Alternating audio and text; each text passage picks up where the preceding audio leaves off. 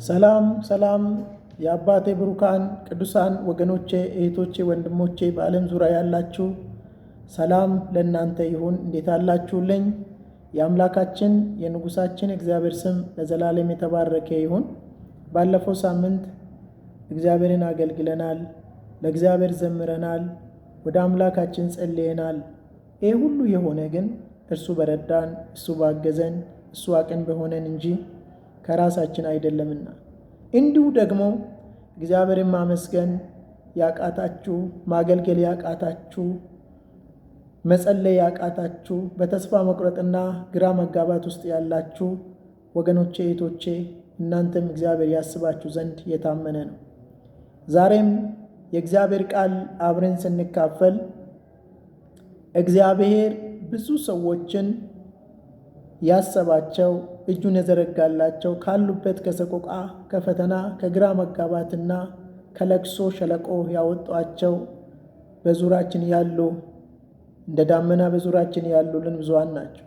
እናንተም ትታሰባላችሁ። እንዲሁ እግዚአብሔር ያገዛችሁ፣ እግዚአብሔር የረዳችሁ፣ እግዚአብሔር የደገፋችሁ፣ እግዚአብሔር ከፊታችሁ ይወጣላችሁ፣ እናንተም እግዚአብሔር ያስቀጥላችሁ።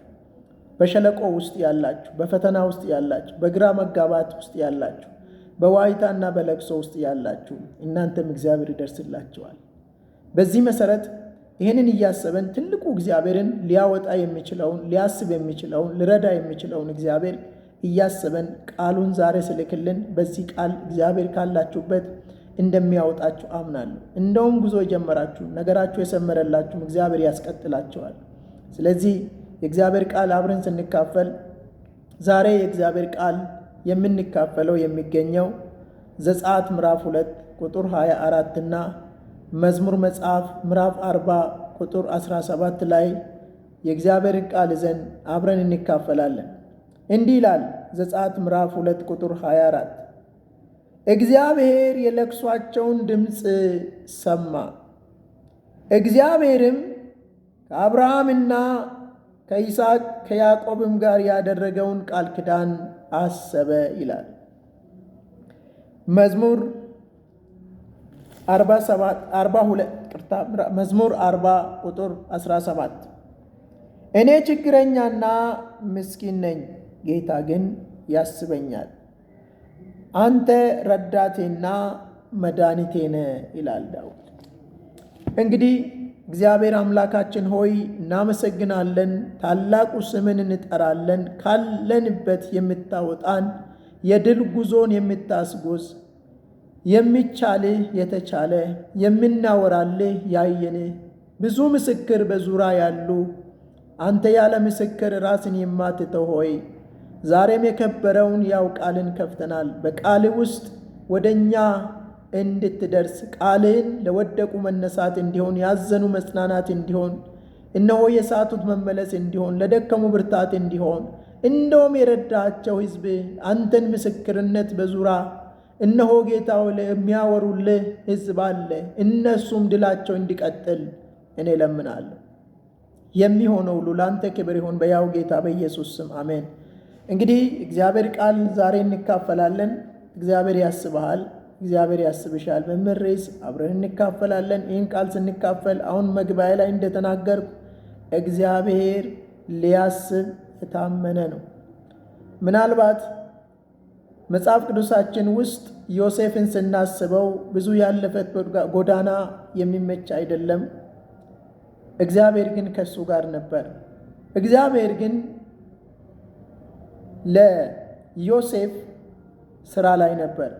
እግዚአብሔር ዮሴፍ በተጣለበት፣ በተሸጠበት፣ አንገት በደፋበትና ውርደት በሚመስል አገር ውስጥ እግዚአብሔር ንጉሥ እንዳደረገ መጨረሻ እንደሰመረ እናውቃለን። ዛሬ እያንዳንዶቻችን በሸለቆ ውስጥ ያላችሁ፣ ሐዘንና ግራ መጋባት ውስጥ ያላችሁ፣ እግዚአብሔር ይሾማል እንጂ አይሽርም። እግዚአብሔር ያነሳል እንጂ አይጥልም። እግዚአብሔር ከፍ ያደርጋል እንጂ ዝቅ አያደርግም። ስለዚህ በዚህ ቃል ስንካፈል በየትኛውም ለቅሶ ውስጥ ያላችሁ የምስራች እነግራችኋለሁ። ሕዝበ እስራኤል በዚህ ዘጸአት ምዕራፍ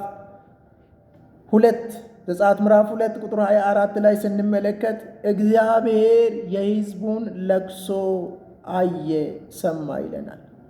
እግዚአብሔር የሚሰማ የሚያይ አምላክ ነው። የሚያይ ዓይኖች ያሉት የሚሰማ ጆሮ ያሉት እግዚአብሔር። በዘመናችን መካከል ብዙ ሰዎች እግዚአብሔር ላይ ተስፋ የቆረጡ አሉ። እግዚአብሔርን ታምነው ድልን የተቀናጁ አሉ። በየትኛውስ ልትመደቡ ትፈልጋላችሁ? ምድረ በዳ ሊያልፍ ግድ ነው። እግዚአብሔር ሊያስባችሁ ግድ ነው። እግዚአብሔር ሊያነሳችሁ ግድ ነው። እግዚአብሔር ከዓይኖቻችሁ እምባል ሊያደርቅላችሁ ግድ ነው። እግዚአብሔር የታመነ አምላክ ነው። በዚህ ክፍል ላይ ስንመለከት ዘጸአት ምዕራፍ 2 ቁጥር 24 ላይ ስንመለከት ሕዝበ እስራኤል አለቀሱ፣ ዋያሉ። የጮሁት ወደሚያስብ፣ ወደሚረዳ፣ ወደሚያነሳ ወደ እግዚአብሔር ነበረ የጮሁት። እንግዲህ ልዩነቱ ይሄ ነው። ብዙ ሰዎች ወዴት እንደሚጮሁ አያውቁም። ደግሞ ወደ እግዚአብሔርም ጮሁ ከሆነ ጥቂት ይጮሁና ጥቂት እግዚአብሔርን ይፈልጉና መንገዱን ይለቃሉ። የምስራች ነግራቸዋለሁ፣ እግዚአብሔር ያስባቸዋል። እግዚአብሔር በመንገዱ ፍለጋ የለውም። እግዚአብሔር በመንገዱ ላይ አለ። ምናልባት የምናልፍበት ሊረዝም ይችላል። የምናልፍበት መከራ፣ የምናልፍበት ስቃይ፣ የምናልፍበት ተግዳሮቶች ወገኖች ሆይ ሊበዙ ሊረዝሙ ይችላሉ። ይሁን እንጂ ግን እግዚአብሔር በጊዜ እንደሚያስብና ባለታሪክ እንደዛው እንደቆየ ትልቅ ባለታሪክ አድርጎ ሊያነሳችሁና ሊያቆማችሁ እንደሚችል እንዳትዘነጉ ምክሬን እለግሳቸዋለሁ። ያዕቆብ በወንድሞቹ በተሸጠ ጊዜ በ20 ብር ወደ ግብፅ ወደ ጲጥፋራ በነጋዴዎች ተሸጦ በጲጥፋራ በገባ ጊዜ እግዚአብሔር ከሱ ጋር እንደነበረ መጽሐፍ ቅዱሳችን ይነግረናል። የጲጥፋራ ቤት በውጭም በውስጥም እንደተባረከ እግዚአብሔር በረከት እንዳገኘው መጽሐፍ ቅዱሳችን ይነግረናል። ግን መከራ ውስጥ ነው ያለው። አንዳንዶቻችን አናስተውልም እግዚአብሔር ከኛ ጋር እንዳለ። መከራ ይሁን ለክርስቲያን መከራ ወገኔ ሆይ ያልፋልና ትዕግስትን ይጠይቃል። መጽሐፍ ቅዱሳችን ላይ ስናገር እንዲህ ይላል፣ መከራን እንደ ሙሉ ደስታ ቁጠሩ ይላል። ይሄን ምክሬን የሚለግሰው በመከራና በሰቆቃ በግራ መጋባት ውስጥ አለው ለምትሉት እያለቀሳችሁ አንገት እየደፋችሁ ይላላችሁት ይሄን ምክሬን ለግሳችኋለሁ። መከራን እንደ ሙሉ ደስታ ቁጠሩ ይለናል መጽሐፍ ቅዱስን ነገር።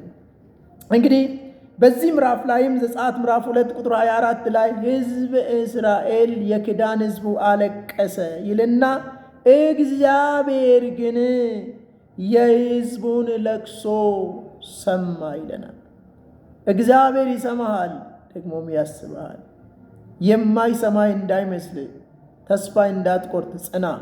በመከራ ውስጥ ጽና፣ ጠብቀው፣ የድል ቀንን ጠብቀው። እግዚአብሔር ያስብ ዘንድ አለ። መዝሙረኛው ላይ መዝሙር 40 ቁጥር 17 ላይ አሁን እንደተመለከትነው ዳዊት እኔ ችግረኛና ምስኪን ነኝ፣ እግዚአብሔር ግን ያስበኛል። እግዚአብሔር ግን ያስበኛል። እኔ ችግረኛ ነኝ፣ እኔ ምስኪን ነኝ። አንድ ነገር አውቃለሁ፣ እጸናለሁ፣ እበረታለሁ። እግዚአብሔር ያስበኛል። እግዚአብሔር ያስበኛል። እግዚአብሔር ያስባል። ወገኔ ሆይ ዛሬ እያለቀስክ ያለው፣ ዛሬ አንገት ደፍተ ያለው፣ ዛሬ ግራ ተጋብተ ያለው፣ ዛሬ ምድረ በዳ ውስጥ ያለው እግዚአብሔር ይረዳል፣ ያግዛል። እግዚአብሔር ያስባል። አንተን ትታሰባል። አንድ ጊዜ ራሔል ዘፍጥረት ምዕራፍ 30 ቁጥር 22 ላይ እግዚአብሔርም ራሔልን አሰበ፣ እግዚአብሔርም ተለመናት፣ ማጸኗንም ከፈተላት ይላል። የብዙ ሰው ጥያቄ ዘርፈ ብዙ ሊሆን ይችላል። የአንዱ ሌላ፣ የሌላ ሌላ ብዙ ጥያቄ ውስጥ ልትኖሩ ትችላላችሁ። መልክ ቢቀየር እንጂ ሁላችሁም ትታሰባላችሁ። እግዚአብሔር ለሁሉ መልስ ሆኖ ይመጣል። እግዚአብሔር ስለማይደክም፣ እግዚአብሔር ስለማይታክት፣ እግዚአብሔር ይህም መስራት ስለማያቅተው የታመማችሁ በሕመም ስቃ ውስጥ ያላችሁ አላችሁ፣ እየማቀቃችሁ ያላችሁ አላችሁ። እግዚአብሔር ያስባችኋል። ምድረ በዳ ውስጥ ያላችሁ ነገራችሁ ምድረ በዳ የሆነ መንፈሳዊ ነገራችሁ የተመታባችሁ አላችሁ። እግዚአብሔር ያስባችኋል። እንግዲህ አሁን እንደተናገርኩት ዘጸአት ምዕራፍ 2 ቁጥር 24 ላይ እግዚአብሔርም የለቅሷቸውን ድምፅ ሰማ። ድምፅ አሰምቶ ነበር፣ ጮ ነበር።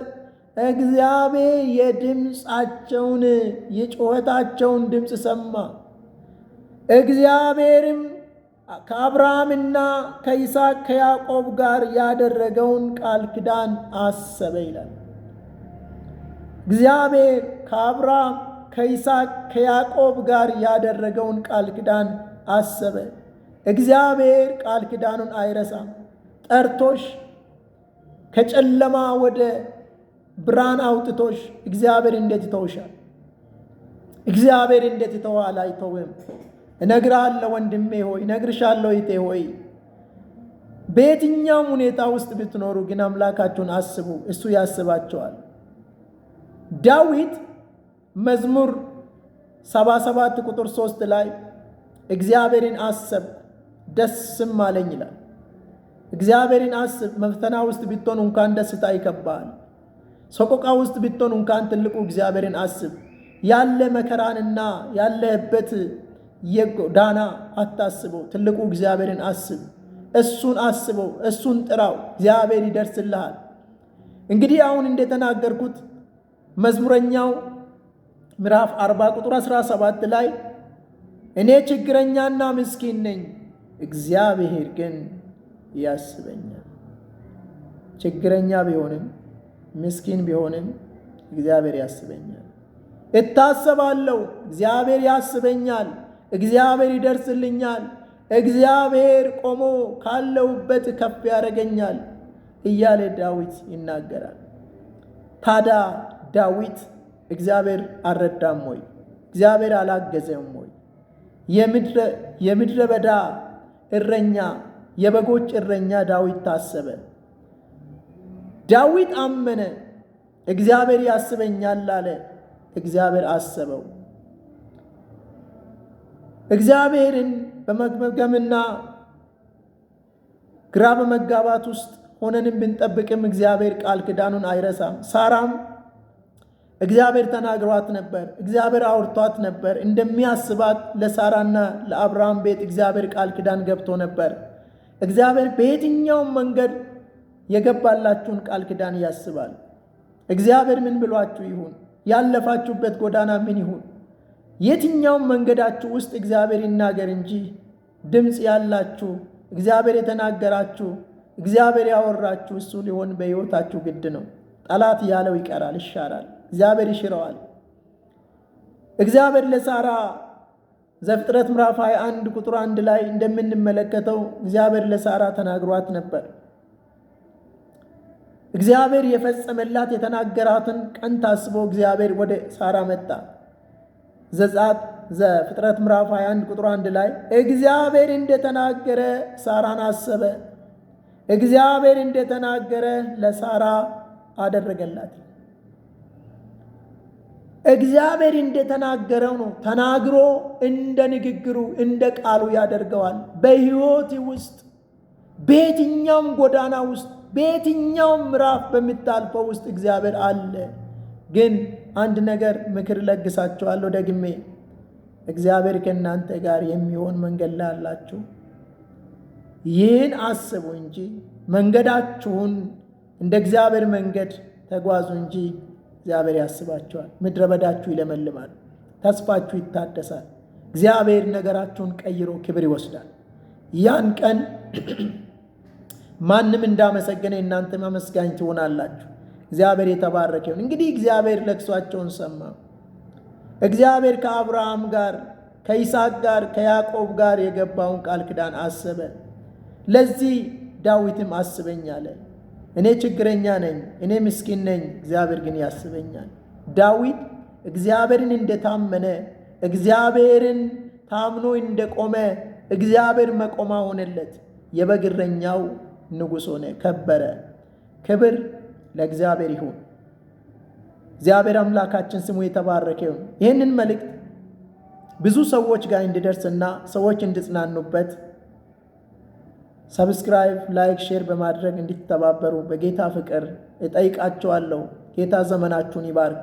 ጌታ አምላካችን ሆይ ስለነበረ ስለ ያው ቃል ስለከበረ ቃል ክብር በሰማይን በምድርም ላንተ ለአምላካችን ብቻ ይሁን። ይሄ ሕዝብ ቃልን የሰሙ ሁሉ የታሰቡ ይሁኑ። እነሆ ኃይላት፣ ሥልጣናት የሕዝብን ደስታና ሰላም የሚነሱ የሚልኩና የሚላኩ የሚመክሩና የሚመከሩ ሕዝብ ዙሪያ የሚሰለፉ አንገት የሚያስደፉ ሁሉ ከዙራቸው እንዳልነበረ ይሁን። በዚህ ቃል መዶሻ ከዙራቸው የተቀጠቀጡ ይሁን። በዚህ ቃል ሰይፍ እነሆ የተቆራረጡ ይሁኑ። የሕዝብ ድምፅ አንተ ስማ። በነገራቸው ውስጥ አንተ አልፈ ዛሬ እግዚአብሔር ያስባል በሚል ይህንን ቃል እውነትን ከፍተን ተካፍለናል። ለሚሰሙቱ ሁሉ ቀናቸው በድል ይተካ። ስለ መልካም ፈቃድ የተመስገን። እንወድሃለን ያው ጌታ በኢየሱስ ስም አሜን።